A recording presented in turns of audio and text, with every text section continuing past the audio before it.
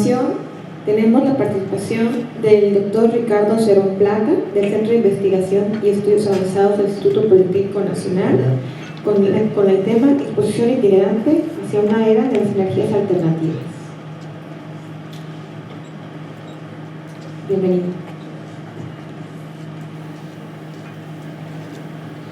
Hola, ¿qué tal? Muy buenos días. Pues la tercera charla de esta mañana creo que es un poquito complicado. Recordaba lo de Emilia de las lecturas de cada una de las figurillas. Dije, bueno, es igual en los simposios como este, que conforme van avanzando las conferencias es más interesante captar la atención de todos ustedes. Pero vamos a tratar de hacerlo.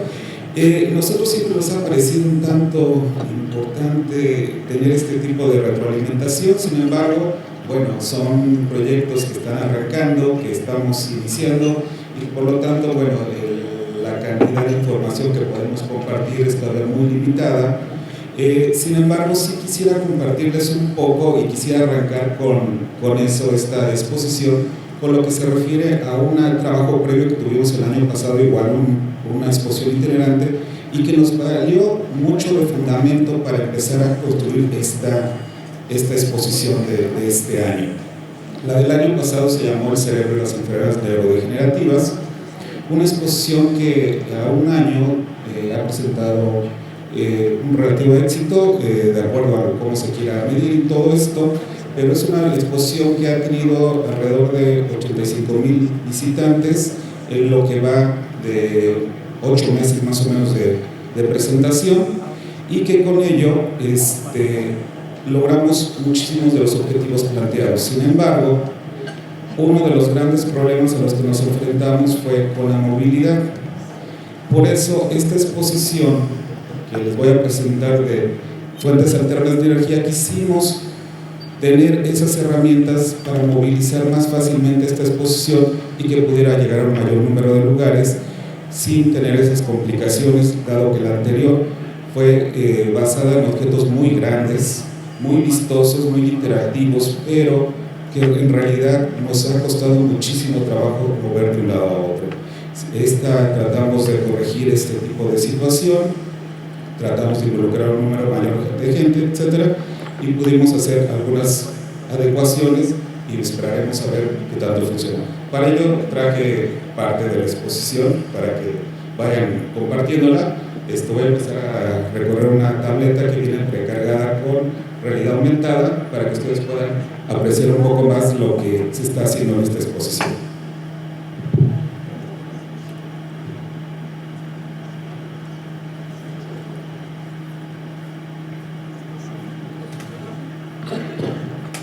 Bueno, mientras va recorriendo, vamos a hacer la presentación.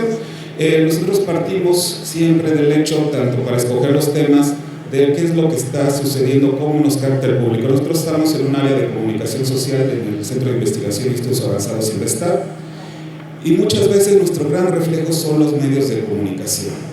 Cuando nosotros mandamos comunicados, cuando nosotros mandamos algunos boletines a los medios de comunicación, vemos mucho cuál es la respuesta que tienen ellos ante tal iniciativa, y por lo tanto tenemos más o menos un reflejo también de lo que se genera en el público. Otro de nuestros factores para escoger un tema para ese tipo de exposiciones es qué tanto se trabaja en la institución, en primera instancia, siempre está sobre estos temas. Nosotros encontramos una coincidencia en ambos, en este tema en particular, porque por un lado, los temas que van relacionados a la generación de energía limpia son muy solicitados por medios de comunicación, porque a su vez su público se lo solicita mucho. Y dos, nuestros investigadores en Simvestab están trabajando arduamente en varios proyectos de investigación, tanto en la Ciudad de México como en la ciudad de Mérida. Están trabajando varios proyectos de investigación sobre esto, y dijimos, bueno, si tenemos estos dos ingredientes, aunado a que un público necesita de saber de este tipo de tecnologías, pero la gran mayoría de ellas permanece en el anonimato en las instituciones de educación, ¿cómo sacarlas? Y se nos ocurrió que una buena posibilidad era a través de una exposición itinerante donde tuviera esos ingredientes de conocer pero también de interactuar con estas tecnologías y que vieran el potencial, ¿sí? Entonces, básicamente es el escenario del cual partimos, de un crecimiento poblacional bastante acelerado en el mundo, donde cada vez el consumo de energía se requiere de mayores cantidades, lo cual hace necesario tener estrategias adicionales. La que sigue, por favor.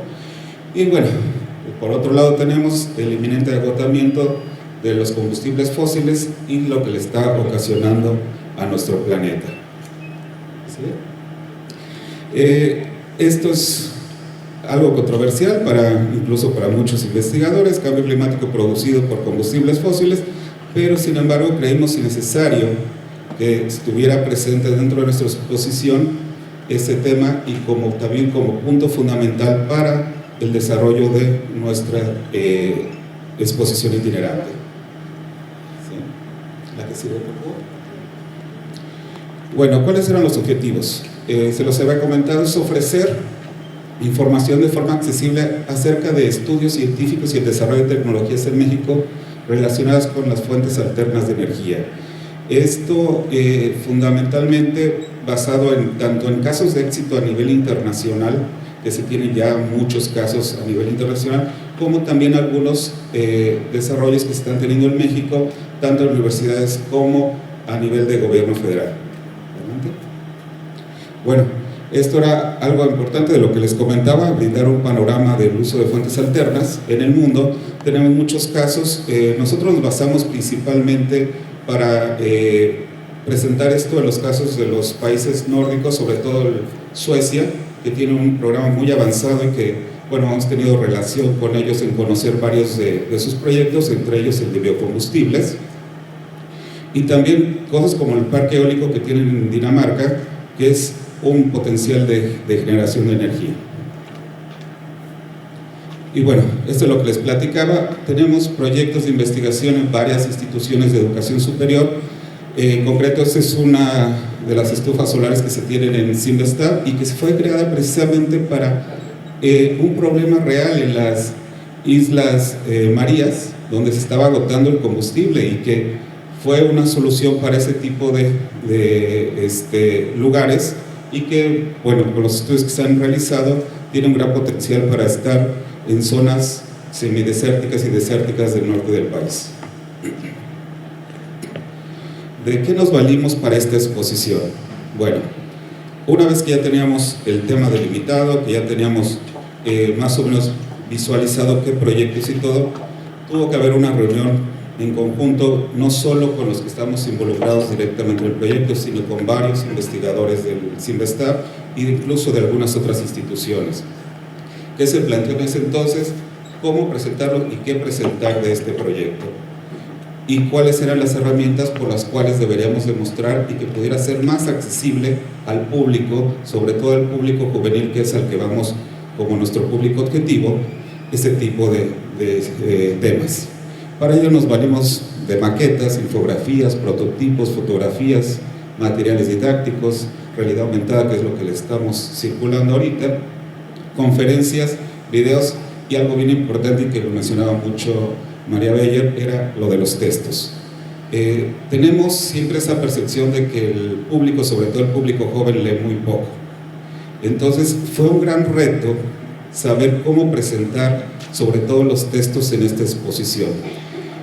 Por ejemplo, las introducciones, decíamos, no podemos hacer introducciones técnicas, no podemos darle datos y datos y datos al público, no podemos hacer incluso introducciones muy largas. Tenemos que relajar ese tipo de situaciones para invitarlos realmente a conocer la exposición, y no para que sea una barrera para que ya no nos conozcan y no conozcan más de la exposición. Entonces se estuvo trabajando muchísimo, se logró combinar un poco los datos con historia y con historias sobre este tipo de desarrollos. Entonces logramos ese tipo de situaciones, y un elemento que nos ayudó muchísimo para sintetizar todo lo que era el dar la información fueron las infografías. En las infografías se resumió prácticamente varias de las cosas que nosotros teníamos planeado brindarles a través de algo muy concreto y muy sencillo, que tuviera el visitante la posibilidad de conocer a profundidad el tema sin necesidad de leerse muchísimo texto. La que sigue, por favor. El equipo de trabajo que el cual se conformó, bueno, todos ellos, sobre todo periodistas y científicos, aquí hubo una gran retroalimentación tanto de los periodistas como de los científicos y los diseñadores. Prácticamente tomamos cursos unos de otros para poder entender qué es lo que queríamos hacer. Tuvimos que tomar cursos de los científicos, tanto de los que desarrollaban productos de energía solar, como los de hidrógeno, como los de biocombustibles, etcétera, etcétera, para nosotros entender cuál era la complejidad de cada uno de los temas a mayor profundidad. A su vez, los invitamos a que ellos entendieran la parte de nosotros, que era llevar el mensaje a la población y cómo llevarlo. Lo mismo que con los diseñadores gráficos, ellos tenían la gran particularidad de cómo vamos a plasmar todo eso. Entonces, se hicieron sesiones de varios días donde pudimos retroalimentarnos y crear productos basados en esta retroalimentación que tuvimos. Al final de cuentas quedó conformada de esta manera las secciones de la exposición. Una introducción que habla sobre el cambio climático y también el crecimiento poblacional. Otra sección que habla sobre energía solar. Ahí vienen varios proyectos relacionados con energía solar.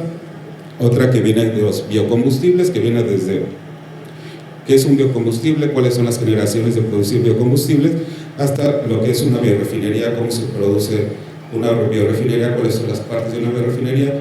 Y viene una sección de hidrógeno que inicialmente iba a ser contemplada dentro de otras fuentes de energía. Sin embargo, hay varios proyectos en México y en particular en Sinvestab sobre el hidrógeno. Creemos conveniente que fuera una sección exclusiva de hidrógeno y finalmente otras fuentes de energía donde agrupamos la eólica y algunas otras más. Nuestro público objetivo, digamos que no es excluyente para otro tipo de público, son jóvenes de 12 a 18 años. ¿Y por qué partimos de esto? Nosotros tuvimos una exposición previa en el Museo de Ciencias del Metro de la Ciudad de México, con la exposición Hidrógeno, Energía del Futuro. Esta exposición nos brindó muchísima retroalimentación con ese público y la necesidad de crear esta segunda fase, que era una retroalimentación mayor y sobre todo el uso de medios digitales, por ejemplo el video, que era muy necesario para explicar cada uno de los proyectos. Lo otro que adicionamos fue la realidad aumentada, que en la realidad aumentada incluso es desarrollada por estudiantes del mismo Sinvestab. Entonces creamos todo un nicho ahí de oportunidad de tener nuestra retroalimentación y que pudiera ser un producto que valiera la pena llevar hacia el público. ¿La que sigue? Bueno, este es un ejemplo de lo que es la realidad aumentada ahí, y creemos que este tipo de estrategias, aunado a las infografías, aunado a los textos, aunado a los objetos lúdicos, etcétera, va a crear una mucho más retroalimentación en el público al que estamos buscando dirigirnos, que es un público que cuesta mucho trabajo captar su atención, pero que al final de cuentas es un público que es bien importante llegar con este tipo de mensajes a ellos, ¿sí? Tenemos un video ahí, por favor. Puedes dejar la cámara y venir si quieres. No, ven.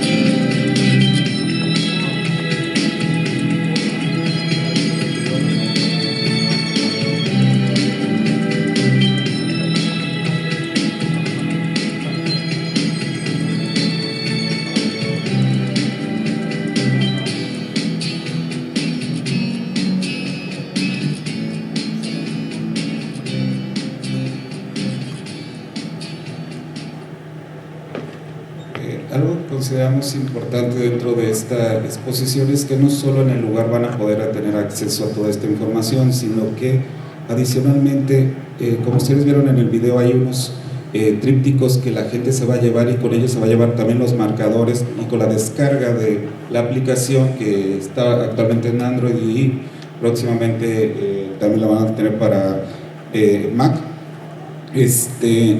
se va a poder llevar el visitante ese tipo de explicación y ese tipo de información hasta su casa. Entonces eso creemos que era bastante importante para no solo en el lugar, porque muchas veces llegan en grupo, no ponen atención a todos los contenidos, entonces este tipo de estrategias puede ayudar también para que se lleven esta información a su hogar. ¿La que sigue, por favor?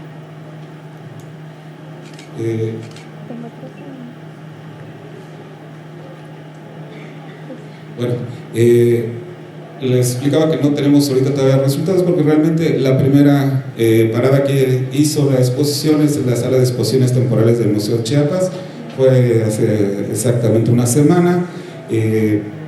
Esta es parte de la exposición cuando estaba en montaje, todavía no tenemos mayor información de ahí, y la exposición va a estar hasta el 30 de noviembre en el Museo de Ciencias de Chiapas.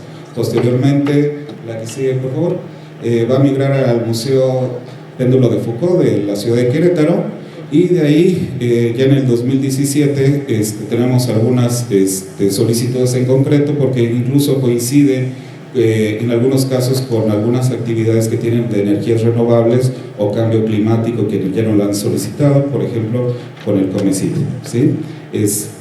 Bueno, esto sería básicamente todo. Muchas gracias. Si tienen alguna pregunta, adelante.